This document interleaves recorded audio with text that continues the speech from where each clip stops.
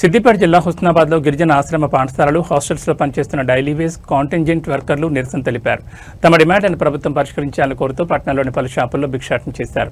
39 రోజులుగా సమ్మె చేస్తున్న రాష్ట్ర ప్రభుత్వం స్థానిక మంత్రి పొన్నం ప్రభాకర్ పట్టించుకోవడం లేదని ఆశ్రమ పాఠశాలలో పనిచేస్తున్న డైలీ వేజ్ కాంటింజెంట్ వర్కర్లు ఆందోళన వ్యక్తం చేశారు.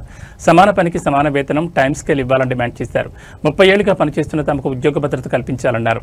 గత ప్రభుత్వం జీవో 64 తీసుకురావడంతో తమ వేతనాలు తగ్గాయని, జీవోను రద్దు చేసి అంతకు ముందున్న విధానంలోనే తమకు వేతనాలు ఇవ్వాలన్నారు. రోజు ఉదయం 5 గంటల నుంచి రాత్రి 8 గంటల వరకు హాస్టల్స్లో ఉంటున్న విద్యార్థులను తమ పిల్లలుగా భావించి పనులు చేస్తున్నామన్నారు. చాలీచాలని జీతాలతో ఇంట్లో పిల్లలను చదివించడం, పోషించడం కష్టంగా మారిందని వాపోయారు. స్థానిక మంత్రి పొన్నం ప్రభాకర్ స్పందించి తమ సమస్యలను ముఖ్యమంత్రి దృష్టికి తీసుకెళ్లి పరిష్కరించాలని విజ్ఞప్తి చేశారు.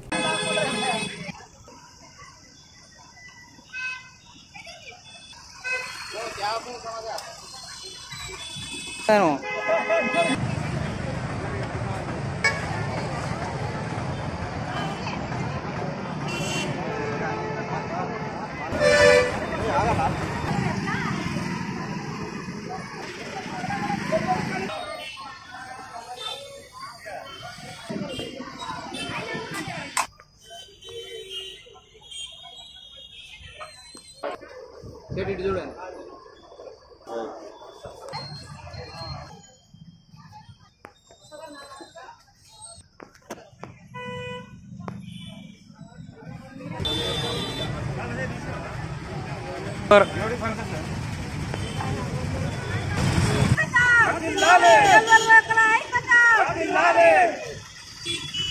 పెండింగ్ ఉన్న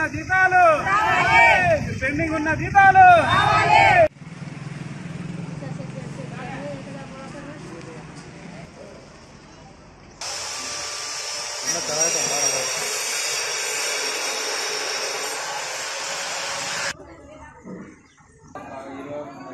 నిలబడన్నా